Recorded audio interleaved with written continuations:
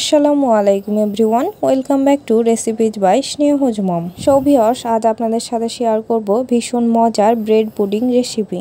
যাদের পুডিং বানালে জমে না এবং বানানোর পরেও অনেক ক্র্যাক আসে, তারা এই পুডিংটা ট্রাই করতে পারেন।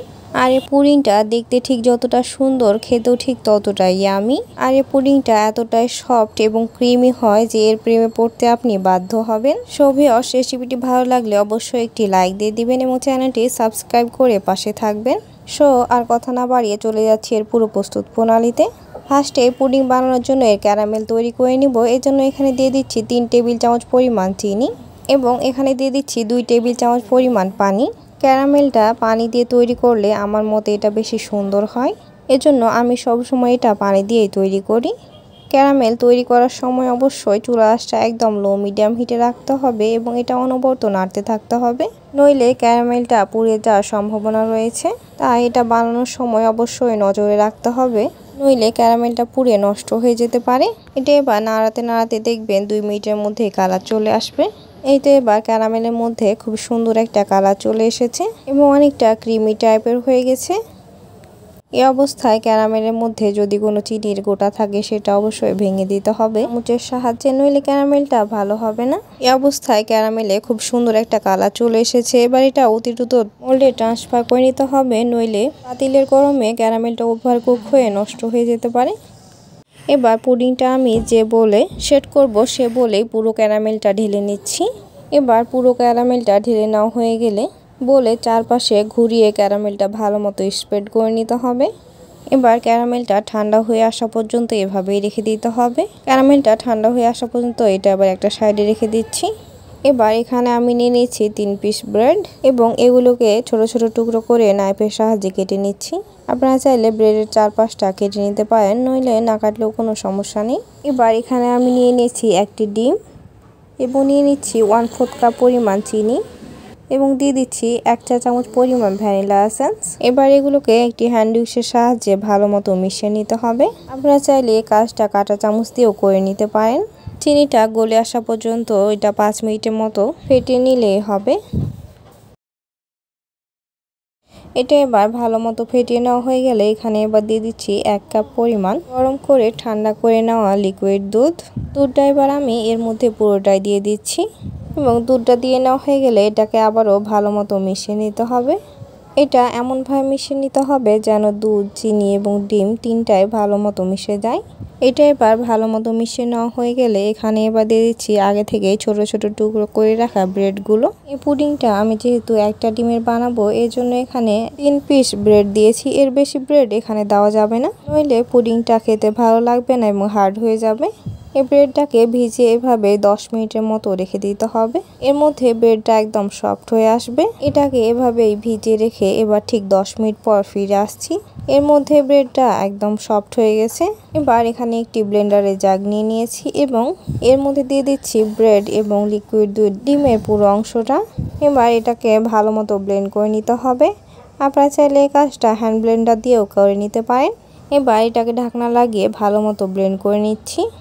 এবার এটাকে আমার একদম ভালো মতো ব্লেন্ড করে নেওয়া হয়ে গেছে। এটাকে এবার পুডিং মোল্ডে দিয়ে দিতে হবে। এর মধ্যে ক্যারামেলটা একদম সেট হয়ে গেছে এবং এর মধ্যে কি সুন্দর কালার চলে এসেছে, আশা করি আপনারা দেখে নিশ্চয়ই বুঝতে পারছেন। এবার এর উপর একটি স্ট্রেনার নিয়ে নিচ্ছি এবং দুধ এবং ডিমের এই মিশ্রণটা ভালো মতো ছেঁকে দিতে হবে। এতে করে পুডিংটা ক্র্যাকলেস হবে এবং বেশি সফট এবং ক্রিমি টাইপের হবে। এবার একটি স্প্যাচুলা দিয়ে এটা ভালো মতো ছেঁকে নিচ্ছি এবং ছেঁকে নেওয়া বাড়তি অংশটা ফেলে দিতে হবে। এবার পুডিং বানিয়ে নেওয়ার জন্য চুলায় একটি প্যান দিয়ে নিয়েছি এবং এর উপর একটি ভাঁজ করা সুতি কাপড় দিয়ে দিচ্ছি। এবার এর মধ্যে কিছুটা পানি দিয়ে নিচ্ছি। পানিটা ঠিক এমনভাবে দিতে হবে যেন পুডিং বোলটা ঠিক অর্ধেক বরাবর হয়। এর বেশি পানি কিন্তু এর মধ্যে দেওয়া যাবে না। এবার পানি দিয়ে নেওয়া হয়ে গেলে এর মধ্যে এবার পুডিং বোলটা দিয়ে দিচ্ছি। এবার পুডিং বোলটা দিয়ে নেওয়া হয়ে গেলে আপনারা চাইলে এর উপর ঢাকনা অথবা ফয়েল পেপার দিয়ে নিতে পারেন। আর আমার যেহেতু এই বোলটার কোনো ঢাকনা নেই, এর জন্য একটি স্টিলের প্লেট উবুর করে দিয়ে দিচ্ছি এবং পাতিলের ঢাকনাটা লাগিয়ে দিচ্ছি। আর ঢাকনায় যদি কোনো ছিদ্র থাকে সেটা লবঙ্গ অথবা কোনো কাগজ দিয়ে এটা বন্ধ করে দিতে পারেন, আমি এটা একটি কাগজ দিয়ে বন্ধ করে দিচ্ছি। এটাকে এবার লো মিডিয়াম হিটে কুক করে নিতে হবে প্রায় 20 মিনিটের মতো। আমি এবার ঠিক 20 মিনিট পর ফিরে আসছি এবং একটি টুথপিক দিয়ে চেক করে নিচ্ছি পুডিংটা ভালো মতো জমেছে কিনা। যদি টুথপিকটা ক্লিন আসে তাহলে বুঝে নিব পুডিংটা ভালো মতো জমে গেছে। টুথপিকটা একদম ক্লিন এসেছে, এর মানে পুডিংটা ভালো মতো জমে গেছে। এবার চুলাটা বন্ধ করে রুম টেম্পারেচারে পুডিংটা ভালো মতো ঠান্ডা করে নিব। এরপর ফ্রিজে 2 ঘন্টা রেখে ভালো মতো সেট করে নিব। আমি এবার পুডিংটা ভালো মতো ঠান্ডা করে নিয়েছি এবং দেখে নিশ্চয়ই বুঝতে পারছেন পুডিংটা কি সুন্দর মতো সেট হয়ে গেছে। এবার পুডিংয়ের চারপাশটা একটি নাইফের সাহায্যে কেটে নেব। কাজটা অবশ্যই সাবধানতার সাথে করতে হবে, নইলে পুডিংটা ভেঙে যেতে পারে। আমি বোলটা ঘুরিয়ে ঘুরিয়ে নাইফের সাহায্যে ভালো মতো ছাড়িয়ে নিচ্ছি। এই পুডিংটা খেতে এতটাই মজা এবং এত সহজেই তৈরি হয়ে যায় যে আপনি একবার বানালে আপনার এটা প্রতিদিনই বানাতে মন চাইবে এবং খুবই অল্প উপকরণ দিয়ে এটা তৈরি হয়ে যায়। তবে আপনারা বড় সাইজে বানাতে চাইলে এর পরিমাণটা ডাবল দিয়ে দিবেন। এই তো এবার পুডিংটা ভালো মতো ছাড়িয়ে নেওয়া হয়ে গেছে। এর উপর এবার একটি প্লেট দিয়ে দিচ্ছি এবং বোলটা উল্টে দিচ্ছি। এর মধ্যে দেখবেন খুব সুন্দর মতো পুডিংটা ডিমোল্ড হয়ে যাবে। বোলটা উল্টিয়ে দেওয়া হয়ে গেলে এটা এবার উঠিয়ে নিচ্ছি।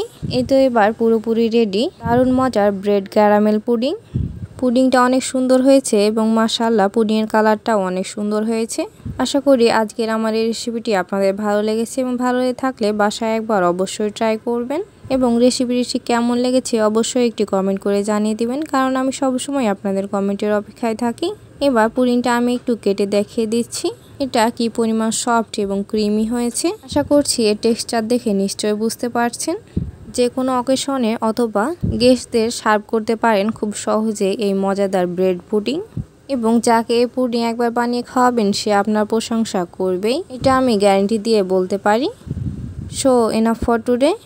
সবাই সুস্থ থাকবেন, ভালো থাকবেন। এতক্ষণ সাথে থাকার জন্য সবাইকে অসংখ্য ধন্যবাদ। আসসালামু আলাইকুম। দেখা হবে আবারও পরবর্তী কোনো রেসিপিতে। আল্লাহ হাফেজ।